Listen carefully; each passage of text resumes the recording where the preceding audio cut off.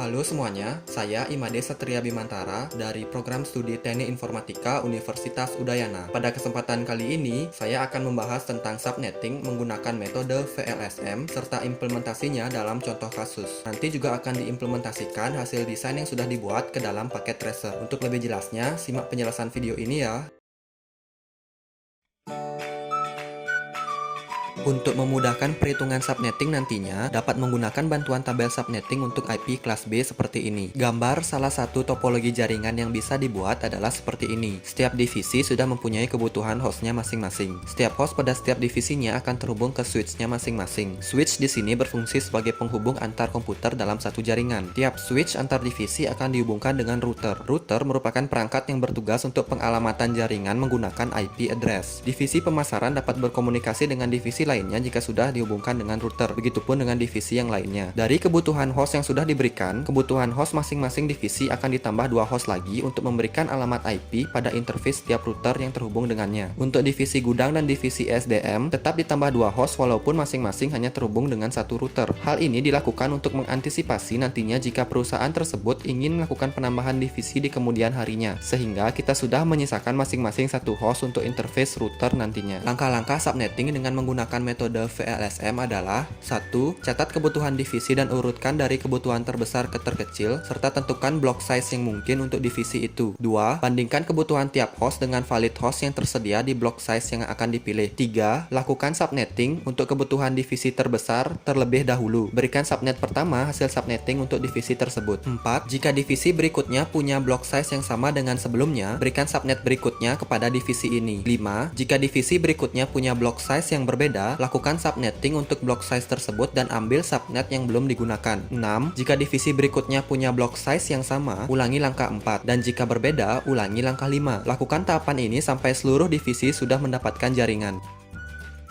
Kita urutkan kebutuhan tiap divisi dari yang terbesar ke terkecil. Divisi yang sudah terurut kebutuhannya kita beri nama LAN A, B, C, D, E, dan F. Kemudian, tentukan block size dan host valid yang mungkin untuk setiap divisinya. Divisi pemasaran memerlukan 42 host. Pada tabel subnetting kelas B, subnet mask yang menyediakan kebutuhan tersebut adalah /26. Kemudian, divisi produksi memerlukan 32 host, sehingga block size yang mungkin adalah /26. Begitu seterusnya, kita tentukan block size yang mungkin sembari melihat host valid yang memenuhi persyaratan. Dari tabel yang sudah terurut, lakukan subnetting untuk divisi pemasaran terlebih dahulu. Lakukan subnetting IP 172.16.13.0 dengan subnet mask /26. Banyak subnet terbentuk yaitu 2 pangkat network bit. Network bit untuk /26 adalah 10, sehingga jumlah subnetnya adalah 2 pangkat 10 yaitu 1024 subnet. Jumlah host yang valid dapat ditentukan dengan cara 2 pangkat host bit min 2. Host bit untuk /26 yaitu 6, sehingga 2 pangkat 6 min 2 adalah 62 host. Interval subnetnya bisa ditentukan dengan 256 min subnet mask. Oktet keempat dari /26 yaitu 192, sehingga interval subnetnya 256 min 192 sama dengan 64. Penambahan interval ini terjadi pada oktet keempat. Dari tabel hasil subnetting, berikan subnet pertama untuk divisi pemasaran. Rangkum mulai net ID, host pertama, host terakhir, IP broadcast, dan host yang valid ke dalam satu tabel. Selanjutnya adalah mengalokasikan subnet untuk divisi produksi. Karena divisi produksi memiliki block size yang sama dengan sebelumnya, maka alokasikan subnet berikutnya yaitu subnet kedua dari tabel hasil subnetting sebelumnya kepada divisi produksi. Tabel kebutuhan IP untuk LAN B dapat dilihat seperti ini. Selanjutnya, tentukan untuk divisi keuangan. Karena divisi keuangan memiliki block size yang berbeda dari sebelumnya, maka lakukan subnetting kembali, namun dengan subnet mask /27. Tabel hasil subnetting dapat dilihat pada 2 tabel sebelah kiri, mulai dari subnet ke-1 hingga subnet ke-2048. Dari tabel hasil subnetting tadi, ambil subnet yang belum digunakan. Subnet ke-1 dan 2 sudah digunakan untuk LAN A. Subnet ke-3 dan ke-4 sudah digunakan untuk LAN B, sehingga kita bisa mengalokasikan subnet ke-5 untuk LAN C. Tabel kebutuhan IP untuk LAN C divisi keuangan dapat dilihat seperti ini. Selanjutnya, tentukan untuk divisi IT. Karena divisi IT memiliki block size yang berbeda dari sebelumnya, maka lakukan subnetting kembali, namun dengan subnet mask /28. Untuk subnetting dengan subnet mask /28, banyak subnet yang terbentuk yaitu 2 pangkat network bit, yaitu 2 pangkat 12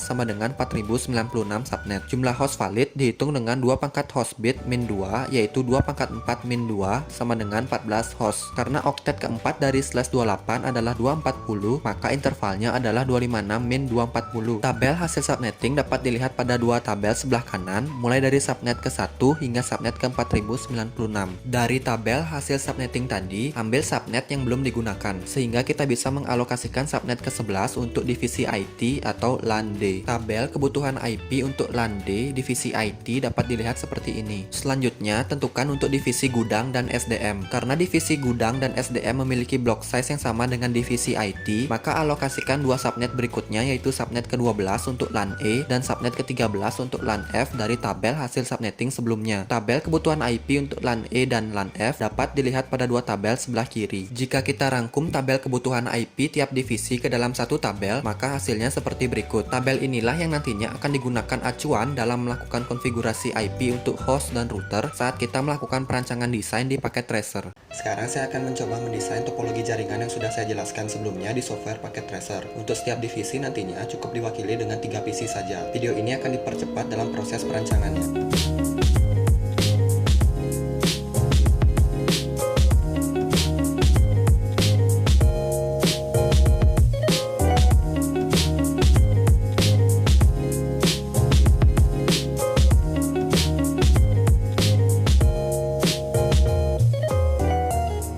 Selanjutnya, kita akan lakukan konfigurasi IP host untuk setiap divisinya berdasarkan tabel kebutuhan IP tiap divisinya.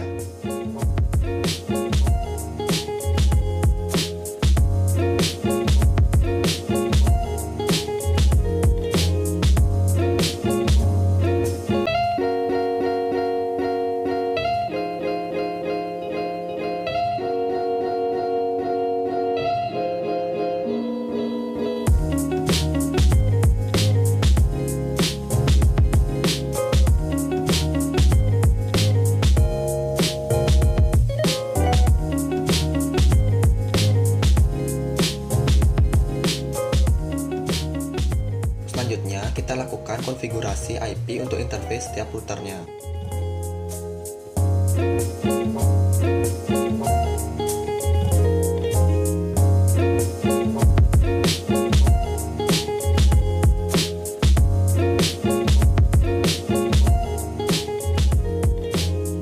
Langkah selanjutnya, setelah kita melakukan konfigurasi IP pada router, kemudian kita set alamat gateway dari setiap host pada setiap divisinya sesuai dengan router yang bersesuaian.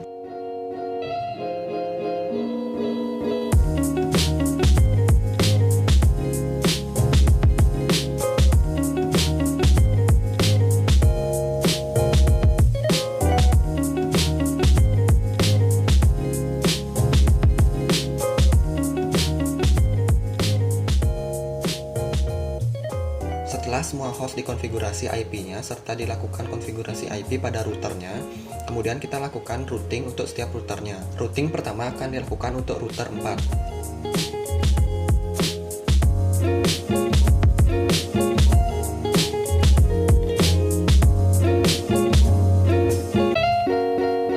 Selanjutnya kita lakukan konfigurasi routing untuk router 5.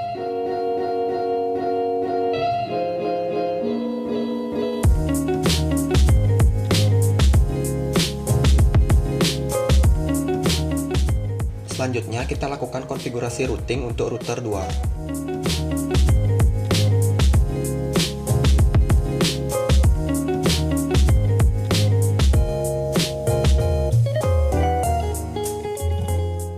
Selanjutnya kita lakukan konfigurasi routing untuk router 3.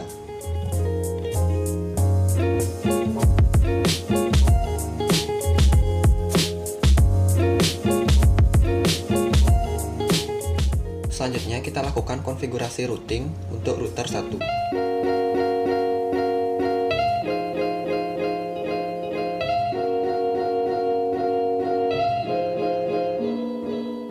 Tahap selanjutnya adalah tahap testing, di mana setiap komputer pada setiap divisi akan saling berkirim pesan, apakah pesan tersebut dapat diterima di komputer pada divisi yang lainnya. Caranya dapat dilakukan dengan mengklik tombol pesan ini dan arahkan ke host yang ingin dituju. Misalkan dari komputer pada LAN E ingin berkomunikasi dengan komputer pada LAN C, maka hasilnya sukses. Kita coba komputer LAN B ingin berkomunikasi dengan komputer pada LAN A, hasilnya sukses. Kemudian jika komputer pada LAN A ingin berkomunikasi dengan komputer pada LAN F, maka hasilnya sukses. Kita coba komunikasi dari komputer LAN A ke LAN D, hasilnya sukses. Kita coba komunikasi dari komputer LAN E ke komputer LAN D, hasilnya sukses. Kita coba komunikasi komputer LAN B ke komputer LAN E, hasilnya gagal. Kita coba sekali lagi, hasilnya sukses. Setiap komputer yang berada pada setiap divisi sudah dapat saling berkomunikasi. Sekian penjelasan tentang subnetting menggunakan metode VLSM.